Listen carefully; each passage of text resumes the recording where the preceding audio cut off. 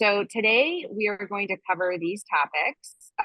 We'll start out with an amazing guest speaker who I'm going to have Meredith introduce, and then I'll give some updates on what's going on in Washington and with our boards. We'll also share some upcoming events and close out with a special thank you, like we always like to do, and then take some questions. And Vanessa will help us guide us through the questions and chime in. But without further ado, I'd love to pass it to our amazing leader, Meredith Oh, Singer. thank you, Liz. Hi, everybody. I'm Meredith Singer. I founded my own lobbying firm called Impact Advocacy last year after 30 years of doing federal lobbying for large companies. But I'm on today to introduce you to an amazing young woman, Katie Kroom. So Katie graduated from the University of Michigan last year. She also happens to be a friend of my son, which is how I learned about what the work that she is doing in breast cancer research at the University of Michigan. So since 2023, she's been working in one of Michigan's labs called the Humphreys Lab, and she is investigating the role of mitochondrial dynamics in breast cancer tumors. Now, she's just in her early 20s, just a year out from undergrad, studying for her MCATs and applying to medical school, but she's actively working in this field of breast cancer research. And I thought that this would be the perfect group for her to articulate what kind of work she's doing. So without further ado, Katie, I'm going to turn it over to you. Thank you. Sounds good. Thank you for that introduction. And we can go ahead to the first slide. So my research is in mitochondria and breast cancer cells. We can go ahead to the next slide. So as most of you probably know, cells are the building blocks of life. Everything's made up of cells, and we can think of cells as having organs inside of them. And these organs are called organelles. And the organelle that I specifically focus on is the mitochondria. And as the saying goes, the mitochondria are the powerhouse of the cell. I am sure all, if not most of you, have heard the saying before. And by this, it just means the mitochondria makes energy for the cell. And this energy is absolutely necessary for the cell to live, to grow, to conduct signaling.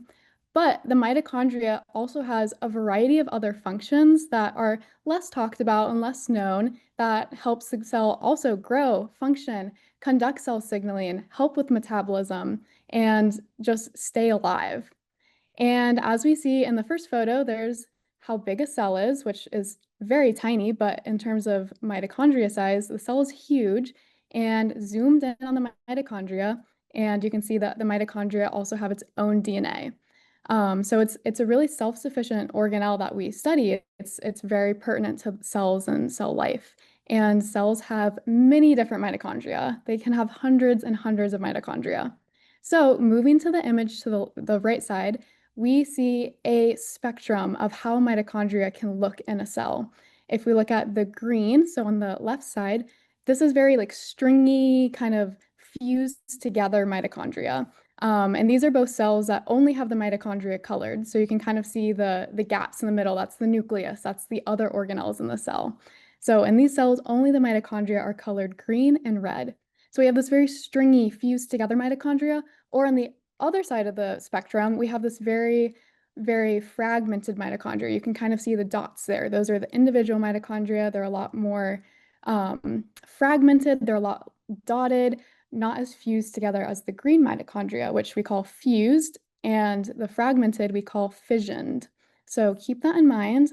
My research wanted to look and see if in cancer cells, specifically triple negative breast cancer is what my lab research is, we wanted to see if breast cancer cells that had either this hyperfused green looking stringy mitochondria interacted with chemotherapy different than the mitochondria that might be more fragmented and dotted and less together. So this brings us to our next slide. And our first goal of my research is mitochondrial dynamics and tumor initiating cells is what TIC stands for. And we see in the first image these orange cells. So on the left side, we have a very fused together mitochondria. You can kind of see it has like three little legs, very fused together. And you can ignore all the other words on the screen other than fission and fusion for this slide.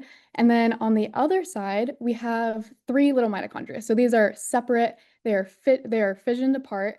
So this is very similar to that first slide with the stringy green mitochondria and the red dotted mitochondria. So the orange cells are showing just that fission and fusion. And what we did was we took cancer cells, we took just different types of triple negative cancer cells, and we either had them produce fissioned mitochondria or fusioned mitochondria. And then we tested these mitochondria against first-line chemotherapies that are used in triple negative breast cancer patients. So the real stuff, the stuff that patients are getting treated with. And this brings us to the table on the bottom. And we see that with fissioned mitochondria, so these breast cancer cells that had the dotted, fragmented mitochondria, when treated with first-line chemotherapies, they were a lot more likely to be sensitive and be affected by the chemotherapies.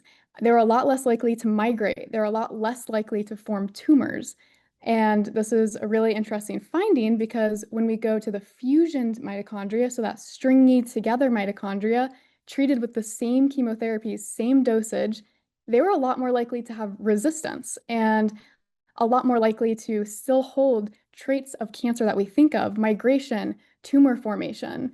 And this brings up an interesting question because if we're treating breast cancer patients and say that they have cancer cells that show a more fusioned mitochondria, why it makes sense that these drugs might not be super efficient because this experiment proves that the mitochondrial dynamics do affect their reaction to chemotherapies. And we did see that cells reacted less to chemotherapy if they express this fused together to mitochondria. And in the top right corner, we see another image. This just shows how cells form tumors. So we see this group of blue cells. This yellow cell is breaking off, say that's a cell that has fusioned mitochondria. We treat it with a first-line chemotherapy that patients are normally treated with. It has fusioned mitochondria, so it's a lot more resistant. Suddenly, the tumor relapses. We see more cancer growth. So it's very important that we conduct more research on this because this was a really, really interesting finding that my lab was able to make. And furthermore, another finding that's not on an image in the slide was in the fissioned mitochondria. So these are the mitochondria that are a lot more sensitive because their mitochondria is kind of separated, fragmented. So they're a lot more sensitive, a lot less likely to migrate. And you would hope that the chemotherapy, would be able to get rid of these cells more. We found if we knocked down a gene, so genes make products, genes make proteins that help with cell signaling. We identified one gene and we took it out. So we deleted this gene, took it out. So it was not making the product, it was not making the protein that it normally makes. And suddenly all of these cells grew resistance again. So it is very likely that we identified a pathway in a gene that is highly significant in the growth and the resistance and sensitivity to chemotherapies. And these are first-line chemotherapies that we are using. These are what the hospital is treating people with. So this was our first goal, which is super interesting. And this one was a really cool project to work on. And now we can go to the second slide. So this is my favorite project. This is what I started the lab in when I started a couple years ago. I love this project. This is in mitochondrial transfer. So the first project was just in triple negative breast cancer cells. This project took cancer cells, and now we're also going to look at healthy human cells and how they interact. So we wanted to find out if the mitochondria are so important for cell growth and cell signaling and helping cells replicate and grow, wouldn't it make sense that cancer cells would want more mitochondria, right? If they're making energy for the cell, wouldn't cancer cells who proliferate so much more, wouldn't they want more mitochondria? Which just makes sense to think about. And that's exactly what we decided to study. So we took cancer cells and put them around normal human healthy cells, which is how a tumor would present in the body, cancer cell around human healthy cells. And we wanted to see if the cancer cell stole the mitochondria from the healthy cells. And that is exactly what we found. So in this first image with the cartoon image, we see a green cancer cell with its green mitochondria, so its own mitochondria. And then we see two orange cells. These are normal human healthy cells. The human healthy cells have blue mitochondria.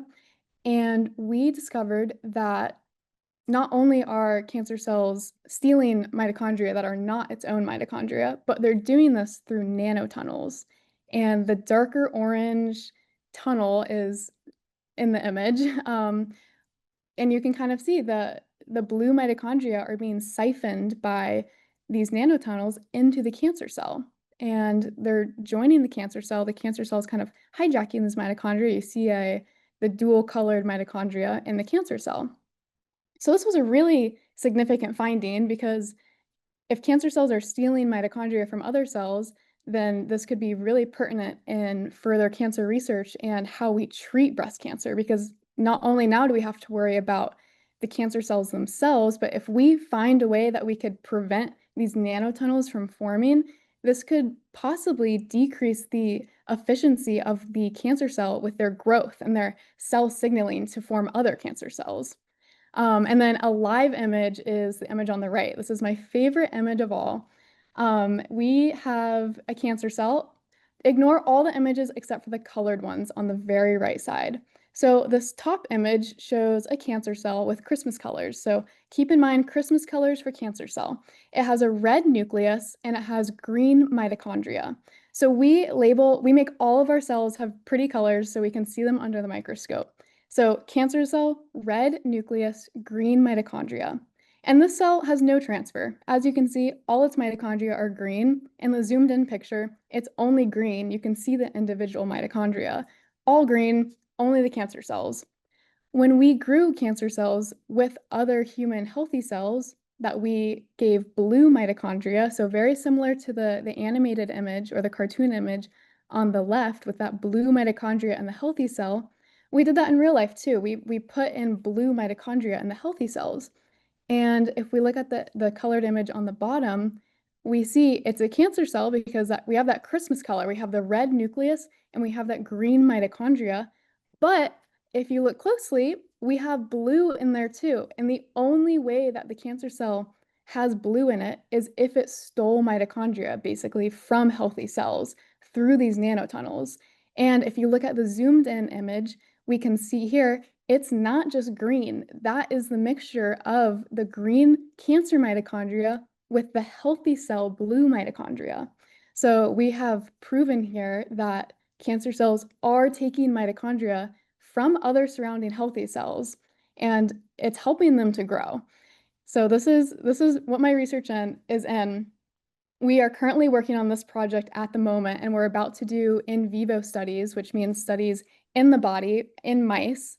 And we are hoping to start that in the next couple of weeks to see if this phenomena happens in mice too, because if it happens in mice and mouse populations, then it likely can happen in humans too. But thank you guys so much. And the next slide is just acknowledgements. And thank you. There's my contact information. And thank you guys so much for listening to my research.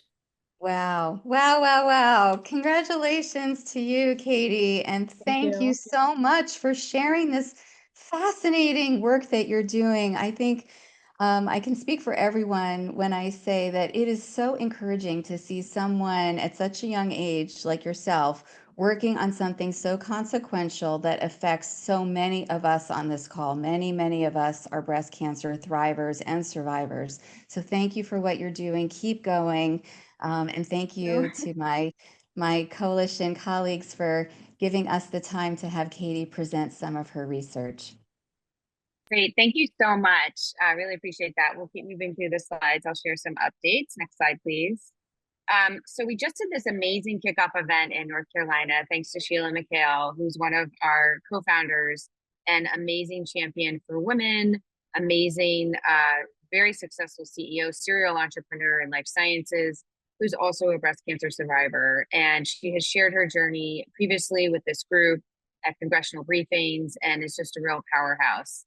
So she wanted to organize the chapter in North Carolina for Women's Health Advocates, which is both Women's Health Advocates and the Early Breast Cancer Detection Coalition. So this event that we just did on May 5th was all about breast cancer early detection and getting access to the screening that we need as women. Up to half of us have dense breasts and have to get that supplemental screening, and it needs to be covered, and doctors need to tell us about it, and we need to make sure that we're getting the care that we need. And so that was a big focus of this event.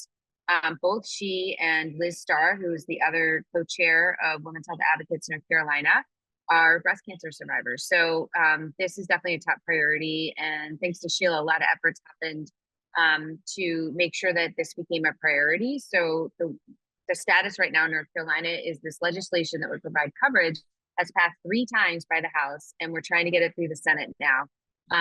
It's a bit of a long shot, but trying to push it through while they finish up the budget process. And if they can't, then we'll have to come back and do it next year. But we are positioned with both Democrats and Republicans to finally get this bill through. So we're super excited. So that was the big focus of this event. And we had another one of our amazing leaders, Dr. Rachel Brem, speak. And she talked about why that breast density is so important and why getting an ultrasound and MRI is so important. And we need this legislation. So Sheila did a great job talking about all the states and pointing out that Alabama just enacted legislation to require this supplemental screening coverage, and North Carolina is trying to be next. So so that was a big focus of that day. Another big focus they said after the breast cancer will be maternal health, and then more broadly women's health. So anyway, we wanted to share that and celebrate our amazing leader Sheila. So next slide, please. And I just wanted to say to Liz, first of all, she goes everywhere, and the fact that she was there for the launch of this was amazing. But I wanted to remind everyone that, it's partially because of this community that there was a push in North Carolina. Sheila made a call to this community to help, and you all answered that call, and movement was made. And so just a reminder, even just seeing those pictures like gives me so much joy, because it's a reminder that we are making progress, but not alone, but together. Yeah. And so then we are excited to share some new legislation that just got introduced called the No Cost Breast Examinations and Medicaid Act.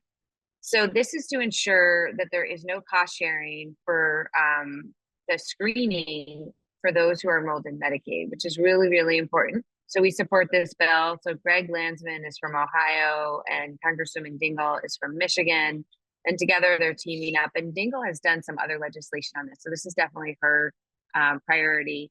And you can see some great quotes about the access is blocked when it is expensive, and that patients really need to be able to get the follow-up exams with the MRIs and ultrasounds. So just really great to see more champions for breast cancer coming out. So please.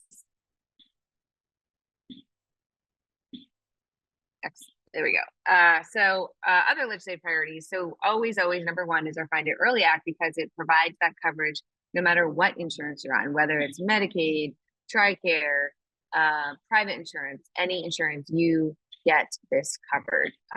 Right now, depending on how you measure, 38, 40 states have some form of coverage.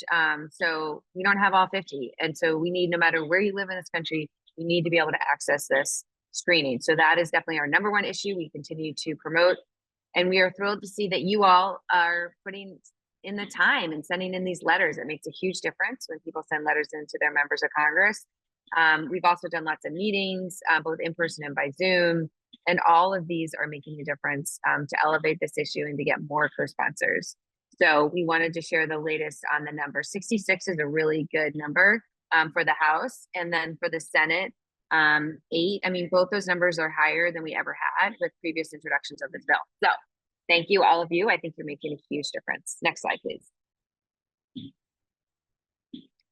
All right, so we've also been working on some funding efforts tied to the authorization process. So Access to Breast Cancer Detection Act is the No Cost Sharing Act. And then the Screens for Cancer Act also has the appropriations funding level for the National Breast and Cervical Cancer Early Detection Program. So we saw that even if the bill is not reauthorized, the appropriations bill does include funding for it each year.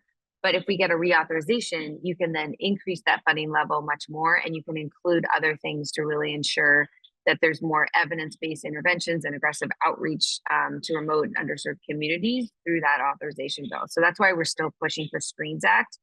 On the appropriations side, interestingly, there was actually more funding for this program in FY25, a little bit less in FY26. So for FY27, we are advocating for 230 million. And so just as a refresher, authorization bills are over here, appropriation bills are over there.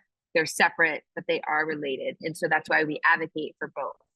And not to get too into the weeds on that one, but that's another issue working on. So next slide, please. Just a few more bills. And these are bills we've talked about before. The Early Act, which reauthorizes the Young Women's Breast Health Education and Awareness. We've got the Metastatic Breast Cancer Access to Care Act, which is about disability insurance coverage so that you don't have to have that 5-month waiting period.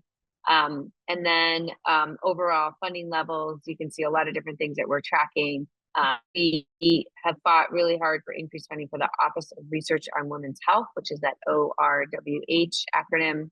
Breast and cervical cancer appropriations, 236.5 million. The Young Women Breast Cancer Program, 6.96 million. And again, this is a lot of detail, but overall, we are working to continue to advocate for both funding and for authorizations in this space. Next slide, please. We have got this amazing new collaboration with Chief, thanks to Vanessa and Kara on our team, and Claire and Dr. Brem. And since I was not able to be there, I'd love to pass to Vanessa to talk a little bit about, just real quick, what happened recently in DC and what is about to happen tonight. Yeah, thank you so much. I mean, what an exciting thing when people in the community that are focused on women's health say, "Hey, I didn't know about Jen's breasts. I want to bring this to my community." And Kara, who is one of our leaders with Women's Health Advocates, did just that. And she's a part of the Chief Clubhouse. If you're not familiar with that, it's a kind of like a WeWork space, a co-working space for women, executive women across the country. And we started with this first pilot educational event, partnering with some of our leader organizations, BREM and My Density Matters. We actually brought in Prevent Cancer, and Meredith, who you see, showed up and helped with the legislative updates. And we just had such an incredible, intimate, educational event. We had an incredible young woman share her experience with breast cancer. And it was really interesting. We were having drinks after, and I looked at everyone and I said, every single person on that panel was a breast cancer survivor. It didn't matter if they were a radiologist, a young person, a lobbyist, um, someone who, you know, works for another nonprofit, and that was really amazing that everyone was coming together to do that. And we're going to do it again. We're doing it again tonight in Chicago. So we're doing our second educational event at Chicago Clubhouse, and there are rumblings of this happening, an even larger event in New York City. So we're really excited about this collaboration. But I also want to highlight that this is a collaboration that you can bring to your community as well. This is something that can happen at your organization. And so if you're interested in doing an educational event, reach out to us. We want to do more of these events because the more people that understand the impact of having dense breasts and how that relates to the policies and the legislation that we're talking about, that Liz talks about every single month, there's a connection. And so we want to be out there talking about this. So definitely reach out. Awesome, thanks. All right, we've got some upcoming events. Next week is the Illuminators event, which is a half-day conference with amazing expert speakers on all the steps that innovators have to go through to bring innovations to patients in the women's health space. Then on May 21 is our Capitol Hill Day. It'll kick off with a reception on May 20th. And then September 3rd will be our Breast Cancer Early Detection Coalition Hill Day.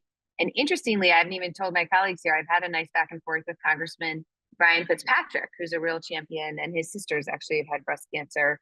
He's a Republican from Pennsylvania. And so I've been going back and forth about him possibly speaking at a briefing on September 3rd. So we're already starting some of those conversations. So I'm really excited. Next slide, please. And My Vote, Our Health is this amazing series that we have launched. We launched in April. The next one is going to be June 25th. And it's all about key issues, policy issues, the landscape of women's health across many different, so breast cancer is obviously a part of that, but many other issues. And we would love to have you sign up to join us. I just put that in the chat box. Next slide, please. What you can do today is you can send a letter. We always like to get those letters in. You can help us recruit co-sponsors for those bills. It really does make a difference. So please use our letter writing app and then sharing your why. Next slide, please. We have a way for you to post on social media. So Vanessa, our genius, has created these awesome links. You just go in and you can put in a picture or you can do a video and just say why women's health. We definitely have a big push right now for the Hill Day to really elevate women's health as an important policy issue. So that is what we are promoting right now. And then just moving quickly because we don't have a lot of time. Next slide, please. Our ask, next slide, please. Our goofy pictures there. I love all these pictures. You can join our steering committee if you haven't yet. It's $2,000 for the year, and then you become a decision maker. We do private calls like the one we're going to do right after this is for steering. And then the first Wednesday of the month, we also have a steering call at 12:30. So it's a great way to be a change maker and a leader. That's where we find our speakers. That's where we come up with our strategy, our strategies. So I really recommend it. And it's a phenomenal network, really kick-ass people. And then we have an executive committee that's for corporates that would like to get involved at a higher level. And that's more private work with me directly, some lobbying assistance and efforts, and definitely premier promotion on our website and all our events. So if you're interested in any of those, let me know. Next slide, please. Thank you to our sponsors. These sponsors have enabled us to get this far and keep us going. And we actually have some new updates this next time. And last slide, I think is just, that's it. Thank you for making your voices count, obviously. Let us know any questions. And I think we have to wrap, unfortunately, and get over to our steering call. But thank you all so much for dialing in. We do appreciate you. Please get those letters in, do those social media posts, and know that you are making a difference. But for you, I don't think we would have nearly this many co-sponsors on these bills. We wouldn't have the attention that we're getting on Capitol Hill. You are making a difference. So please know your voice matters and we appreciate you.